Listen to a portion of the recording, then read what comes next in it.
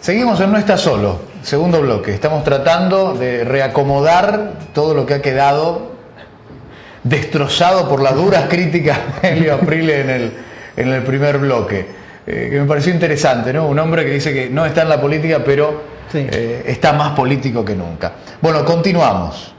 Los seguidores del programa, no solo a través de Canal 6, sino especialmente a través de las redes sociales, siguieron en los últimos días con interés las alternativas de un anuncio que el señor Carlos Walker iba a llevar a cabo en el programa de hoy. Bien, Pablo, nos llegó el primer sobre. Aquí está, primer sobre del programa. Este es el primer sobre que no ha llegado. Pará, déjame contar a la gente que no sabemos, nadie sabe, el equipo del programa no sabe qué hay adentro de este sobre. A ver, Walker. Decílo ahora. A ver. Ábralo. And the winner is... un decreto del intendente Gustavo Pulti. Epa, pero... ¿Muy viejo o no? No, tiene hace pocos días acá. Mira, el decreto es del 25 de noviembre. Bueno, muy bien. Muy poquito. ¿Lo ves, escribano? Bueno, esto tiene... Sí, lo único que me falta ahora. Bueno, esto tiene que ver con el tema principal de este bloque, ¿no? Porque vamos a hablar un poco de patrimonio arquitectónico marplatense. Hablemos rápido, porque mientras vamos hablando van tirando algo de manera irreversible en Mar del Plata. ¿Pero qué dice esto? Bueno, particularmente este decreto habla de un bien declarado patrimonio histórico. Es el inmueble ubicado en Boulevard Marítimo Patricio Peralta Ramos, 1661. Es Patricio Peralta Ramos entre 9 de julio y 3 de febrero. El intendente Gustavo Pulti hace un par de meses había autorizado la construcción de una torre en este lugar. Avanzó el expediente en la municipalidad y un día los vecinos vieron un cartel de demolición en ese inmueble. Sí, sí, con la sorpresa de un feriado en el medio, me parece. Dijeron los vecinos, ¿cómo lo van a demoler esto? Si esto es patrimonio histórico. Sí. Bueno, entraron a revisar los vecinos, movilizados los vecinos, por eso se paró esta demolición, por otra parte, por la movilización de vecinos. Sí. Diciendo, ¿por qué no revisan esto? Si esto es patrimonio histórico. Lo fueron a revisar y hay todo un anexo de una ordenanza donde están los bienes de patrimonio histórico en la ciudad de Mar del Plata. Pero no aparecía este inmueble. ¿Y por qué no aparecía? Porque en el 2000, cuando esta ordenanza de patrimonio histórico se modificó, se le olvidaron de ponerlo. No, ¿cómo se van a olvidar? Se olvidaron de ponerlo. Y uno dice, bueno, estaba ya la ordenanza de desafectación. No, de ninguna manera. Nunca estuvo la ordenanza de desafectación de este inmueble. Mientras tanto, ya la municipalidad había autorizado para que se arrancara una obra en ese lugar. Ahora, el intendente Gustavo Pulti ha decidido por decreto suspender el decreto por el cual se autorizaba la construcción de este edificio. Corregime, Boulevard Marítimo entre 9 de julio y 3 de febrero, estamos en la Santa Iglesia, sí, ahí nomás, frente al puente. Una casa que está en muy buen estado. Bueno, ahora el intendente ha decidido dar marcha atrás con el decreto 137 del 18 de enero del 2010. ¿Vos me querés decir que si los vecinos no iban, tiraban abajo esto y después se daban cuenta que no había estado desafectado? Correcto, era así. Ah, no te puedo creer. Bueno, me hace acordar a... Este es el puntapié inicial para esta nota. Bien, bien. Me hace acordar a tantos otros casos donde, de no ser por los vecinos o alguien que avisa, no nos dimos cuenta. Y después la respuesta es gracias que nos avisaron antes. Arquitecto Héctor Dejan, ¿cómo le va? ¿Cómo anda usted? Muy bien. ¿Cómo anda el patrimonio arquitectónico marplatense? Amenazado. Amenazado. ¿Todo el patrimonio arquitectónico? Cuando uno habla de patrimonio, habla un aspecto muy selectivo de lugares que tienen un alto valor simbólico, ¿no es cierto? Es a eso, muchos de esos elementos de alto valor simbólico, lo que nos encontramos hoy en día con serias amenazas, ¿no? Mucha gente cree que la ex terminal o el barrio de la estación, digamos, puntos concretos y grandes forman parte del patrimonio arquitectónico, pero hay otro patrimonio arquitectónico. Hay otro, en eso se ha avanzado un poco. Por ejemplo, son aquellos sectores que tienen cierto tipo de unidades, ya sea estilística o de antigüedad, es decir, que corresponden al mismo periodo histórico, o son parte de un ambiente carismático, decimos nosotros, reconocido por la sociedad por ser espacios autobiográficos para un grupo social importante, para un colectivo social importante. Es decir, es el lugar, muchas veces en torno a un bar, en torno a tal, ese tipo de cosas que para muchos ha sido, por haberlo sido frecuentado, parte de su propia biografía. Es decir, que son parte de la historia de Mar del Plata y la biografía de un amplio colectivo social, de una parte importante de la comunidad. Estos elementos también son elementos del patrimonio. Pero hay otros elementos del patrimonio. Con esto que lo que estoy diciendo es que hay muchos elementos que nosotros llamamos del patrimonio modesto, porque pertenece a individuos que no corresponden a las grandes familias, pero por ahí muchas veces a las grandes familias de Mar del Plata.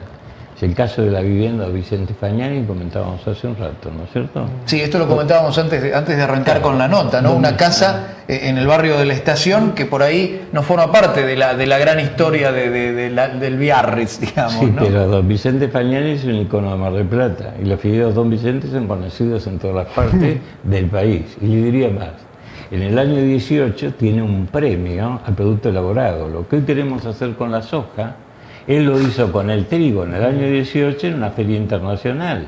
¿Y qué hacen otras ciudades del mundo con una casa como la de Fagnani?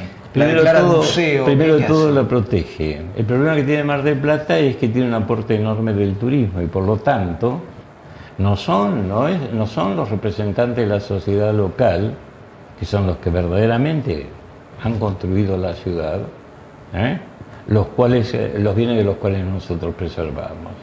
Esto es una cosa que hay que demostrarlo. Don Vicente Fagnani fue un ferroviario que el ferrocarril le pagó mitad en materiales y mitad en salario. Se pudo hacer la casa y la fábrica de fideos. Con la fábrica de fideos pudo progresar y se transformó en un emporio. Es decir, muestra lo que pudo el país en una época, lo que pudo estos individuos que tenían una clara cultura del desarrollo en lo personal y todo lo demás. Conocemos la familia Fagnani, ¿no? Sí, y un verdadero ejemplo para los que hoy... Y un verdadero ejemplo para los días. ¿Por qué nota compromiso del gobierno de turno con respecto a preservar estos patrimonios? Viendo estos casos parece que no. Pero bueno, el compromiso está. Lo que pasa... primero, por ejemplo, para que ustedes puedan comprender algunos aspectos. Muchas de las casas que se conservaron porque sobre el frente marítimo no estaban frente a zonas de playa, sino a las zonas de la barranca. Y eso ustedes lo van a poder individualizar. El desarrollo del frente marítimo de Playa Grande, porque el frente tiene la playa. Pero en aquellos lugares donde había barranca se pudo preservar. Es decir, que hubo un fenómeno particular.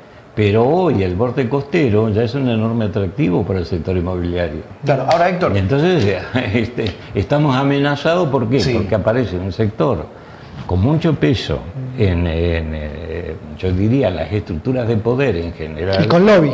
Económico, pero con mucho peso sobre las estructuras de poder, me refiero con los grupos de decisión, que son capaces de invadir o apropiarse, etcétera, estos lugares. El otro punto que ocurre son con barrios, los barrios pericentrales. El barrio pericentral fueron los primitivos barrios de Mar del Plata. El barrio de la Estación, por ejemplo, era externo al centro, y hay una oposición académica, en términos académicos, entre centro y barrio. Barrio es lo que no es centro. ¿No es cierto? En el centro se concentraban ciertos grupos sociales, cierto tipo de actividad. En los barrios otros grupos sociales y otras actividades. A la medida que usted se aleja del centro, se aleja de la costa, disminuye el valor del suelo y disminuye yo le diría el grupo social a que corresponde en la pirámide social, pertenece mucho más a la base. Y bueno, ¿qué alternativa hay para preservar estos lugares? Muchísimas. Primero de todo, no hacer lo que se está haciendo. Porque, por ejemplo, se criticó que se hizo con el área central, pero ahora se está proyectando lo mismo que se hizo con el microcentro. Que se lo llenó de edificios, hablando en criollo. Claro. Ahora estamos en La Perla y seguimos. Pero estamos en La Perla, estamos en Plaza Mitre, estamos en la zona del hospital, antigua zona del hospital, ahora, estamos en Estela Maris, estamos invadiendo. Para aclarar un poco las dos situaciones, porque usted nos marca una realidad que tiene que ver con el cuidado del patrimonio, con una serie de argumentos muy válidos y sólidos desde lo histórico, de lo que significa un lugar físico para la gente, para la gente de un barrio. Lo ambiental también. Y lo ambiental. Pero por otro lado, tenemos como argumento la voz de muchos, el lobby de la construcción, hasta muchas personas que hoy habitan Mar del Plata y que están en gestión, dicen, bueno, si le tenemos que hacer caso a toda la gente del patrimonio, no tenemos que tocar absolutamente nada. ¿Cómo encontrar el término medio? No. ¿Qué es lo que ustedes quieren Yo conservar? le voy a poner un ejemplo. La voz de muchos. La voz de muchos tal vez se deba a que no tienen el nivel de información que debieran tener. Esta cuestión de hacer crecer la ciudadanía, usted no la puede hacer crecer a la ciudadanía sin conocimiento, sin informarla. Este es un punto básico. Por ejemplo, se está dejando construir sobre línea municipal donde antes existían chalecitos marplatenses. Chalecito marplatense ha sido un elemento tabú para los marplatenses. Chalecito marplatense se caracteriza por tener un jardincito al frente y tener un fondo con jardín. Eso tiene un enorme valor desde el punto de vista ambiental, no solo del patrimonio. Y con lo cual estoy hablando del patrimonio natural de la ciudad. Y este es otro elemento del patrimonio que también hay que preservar. Ese cinturón antiguo, los primitivos barrios de Mar del Plata, los barrios más antiguos, son un amortiguador ambiental de lo que pasa en la alta concentración del centro, y si nosotros perdemos eso por la construcción que se está desarrollando ahora gracias a estas presiones inmobiliarias y todo lo demás, vamos a perder ese pulmón. El agua que antes era absorbida por estos espacios verdes, por estos jardines adelante y atrás. Exactamente. Se va. El árbol que podía crecer con todo su follaje no va a poder crecer, porque usted lo va a ver que no solo construcción sobre línea municipal y balcón hacia el frente o cuerpo saliente, el árbol tiene que ser podado y crecer solamente hacia donde puede. Héctor, la última es de acá. Lo único que queda entonces es la militancia, este caso que cuenta Carlos, digamos, la gente que se mueva. Claro, y además ilustrar, yo diría, por si existieran casos de ignorancia y no a los funcionarios, a los asesores de los funcionarios, etcétera, sobre estos enormes problemas, si no vamos a tener una ciudad inhabitable. La construcción, yo le pongo en el caso ambiental, acá estamos, me refiero acá, en una zona que hay un cartel que dice inundable, ¿no es cierto? Y esto se inunda porque ha perdido capacidad absorbente. Estamos en la zona de la terminal de Contamodora. Arquitecto, ha perdido la vieja capacidad terminal. absorbente todo el área. Arquitecto. Todos sabemos que tenemos un área que tenía una gran superficie absorbente. Se le suma la que viene de los barrios vecinos, la poca que puede absorber esto, que ya no queda nada, esto es así. Pero además estamos perdiendo los árboles. ¿Cómo amortiguamos el ruido? ¿Cómo amortiguamos la atmósfera que nos generan un colectivo? Yo le pregunto, 2 colectivos y una serie de autos parados en un semáforo que está lleno de semáforos. Acá la idea de circulación es cambiada por la idea de parar en todas las esquinas, pareciera. ¿No es cierto? ¿A cuántos cigarrillos significa una persona que está esperando un colectivo? Créame que significa mucho atado. Arquitecto, Esas cuestiones hacen al patrimonio. esta va a ser la primera charla en este programa, acá en la pantalla de Canal 6. Le agradecemos su presencia. Seguimos en No Estás Solo después del corte.